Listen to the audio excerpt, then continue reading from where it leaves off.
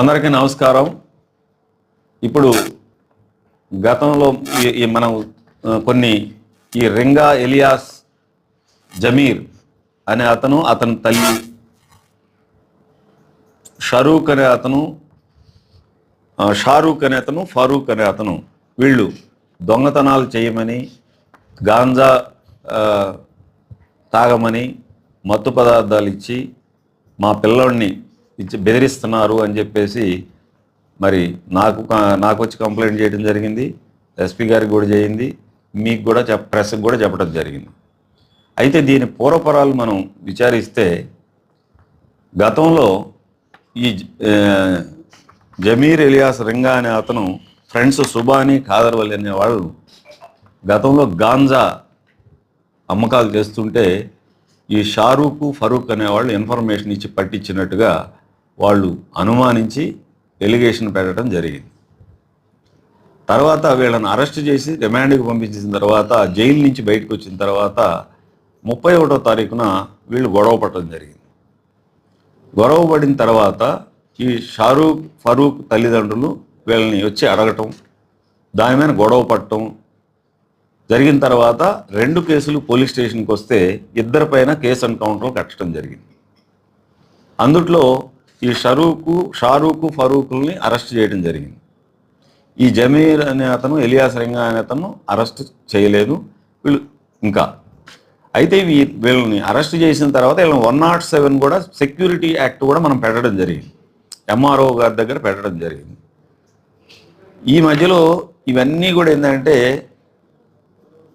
మీకు బహుశా అర్థమై ఉంటుంది, ఈ కేసుల్లో నుంచి బయటపడటానికి వీళ్ళు వేస్తున్న పన్నాగంగా మనకు అర్థమవుతూ ఉంది. కాబట్టి అతని ప్రాణానికి భయం ఉంది అనే దాని మీద ఎవరైనా సరే, నేరస్తునైనా సరే కూడా రక్షించవలసిన బాధ్యత పోలీస్ పైన ఉంది. కాబట్టి అతను తప్పులు గతంలో చేసిన నాటికి కేసులు ఉన్నాయి. అయితే ఇప్పుడు అతని నుంచి ప్రాణ భయం ఉందన్నారు కాబట్టి దాని మీద కూడా మేము యాక్షన్ తీసుకోవడం జరిగింది. కాబట్టి మీ ద్వారా మేము ప్రజలకు కానీ మీకు కానీ విన్నవించేది ఏంటంటే, వీళ్ళు చెప్పే దాంట్లో ఎంత వాస్తవం ఉందో మేము విచారిస్తూ ఉన్నాం. వాళ్ళు చెప్పిన యాంగిల్లో కూడా నేను ఆల్రెడీ సిఐ గారికి ఇన్స్ట్రక్షన్ ఇచ్చాను, దాని మీద ఎంక్వైరీ చేయడం జరిగింది. నేను కూడా కొంత ఇన్ఫర్మేషన్ తెచ్చుకోవడం జరిగింది. దయచేసి మిమ్మల్ని నేను అడిగేది ఏంటంటే, మీరు కూడా ఈ యొక్క పూర్వపరాలని ఒకసారి విచారించండి. వాస్తవంగా ఇతను గంజా కేసులో వీళ్ళ అసోసియేట్స్ అందరూ ఉన్నారు. అదిగాక ఇతను డెకాయిటీ కేసులో కూడా ఉన్నాడు. ఇతని పైన 4 కేసులు ఉన్నాయి, వాళ్ళపైన కూడా ఉన్నాయి. నేను ఆల్రెడీ సిఐ గారికి ఇన్స్ట్రక్షన్స్ ఇచ్చాను. Sunday proposal open rowdy sheets, వీళ్ళ మీద కూడా షీట్లు ఓపెన్ చేయడానికి కూడా వెనకాడే ప్రసక్తి లేదు. రేపే వీళ్ళందరి మీద కూడా రౌడీ షీట్లు ఓపెన్ చేస్తాను. అంటే ఇందులో షారూక్ ఫరూక్, ఈ బ్యాచ్ సుబాని ఖాదర్వలి, జమీరు రింగా, ఆల్రెడీ వీడు బాబు వరవకట్ట బాబు, వీడి మీద ఆల్రెడీ ఉంది రౌడీ షీట్ ఉంది. వీళ్ళందరా ఫస్ట్ కేసులో 2 షారూక్ అండ్ ఫరూక్, తర్వాత వీళ్ళ దాంట్లో సుబాని ఖాదర్వలి, జమీరు అండ్ వరవకట్ట బాబు,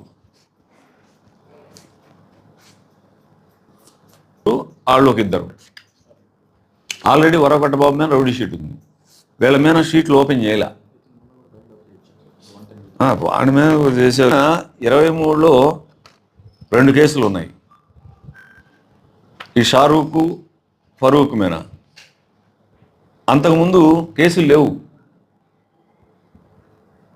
ఫారూక్ మీద 23లోనే కేసులు ఉన్నాయి, అంతకుముందు కేసులు లేవు. అంటే మీరు అర్థం చేసుకోవడానికి చెప్తున్నా, వీళ్ళు దొంగతనాలు అవి చేయమంటే వాళ్ళకి గతంలో చరిత్ర ఉంటే, దొంగతనాలు చేసిన చరిత్ర ఉంటే మనం ఆలోచించాలి. వాళ్ళకి 23లోనే కేసులు ఉన్నాయి, అవి కూడా 324, 323. అంటే గాయపరిచిన కేసులు ఉన్నాయే కానీ దొంగతనం కేసులు లేవు. వీళ్ళ మీద వచ్చేటప్పటికి సుబాని అండ్ ఖాదర్వలి వీళ్ళ మీద దొంగతనాల కేసులు ఉన్నాయి. జమీర్ మీద డెకాయిటీ కేసు ఉంది, ఎలక్షన్ కేసు ఉంది. ఇప్పుడు ఎలిగేషన్ చేస్తున్న కుర్రోడి పైన ఎలక్షన్ కేసు ఉంది, తర్వాత డెకాయిటీ కేసు ఉంది. ఈ రెండుకే మరి ఇంకేమన్నా ఉన్నాయి? నిన్న జరిగిన 324 కేసు ఉంది. మొత్తం మీద వీళ్ళ మీద 3 కేసులు ఉన్నాయి.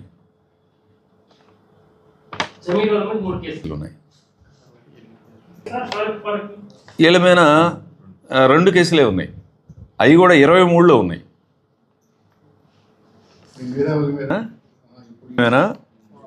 లింగా మీద 3 కేసులు ఉన్నాయి. ఒకటి డెకాయిటీ ఉంది, తర్వాత ఎలక్షన్ కేసు 24లో ఎలక్షన్ కేసు ఒకటి ఉంది, మొన్న 17వ తారీఖున గొడవపడ్డ కేసు ఒకటి ఉంది.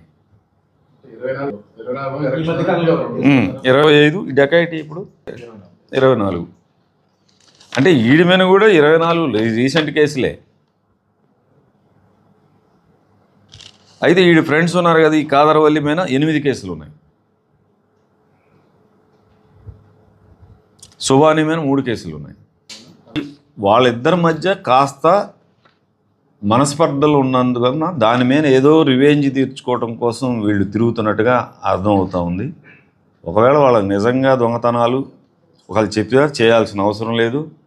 ఒకవేళ వాళ్ళు చేయమంటే వాళ్ళు ఏదన్నా ఎవిడెన్స్ మన దగ్గర తీసుకొస్తే మనం ఇమ్మీడియట్గా వాళ్ళ మీద యాక్షన్ తీసుకుంటాం, ఇన్స్టిగేషన్ కింద. అండ్ ఖాదర్వలి అనేవాళ్ళు ఈ రింగాకి ఫ్రెండ్స్. ఈ వీళ్ళకి ఇన్ఫర్మేషను వీళ్ళు షారూక్ ఫరూక్ ఇచ్చారని కదా.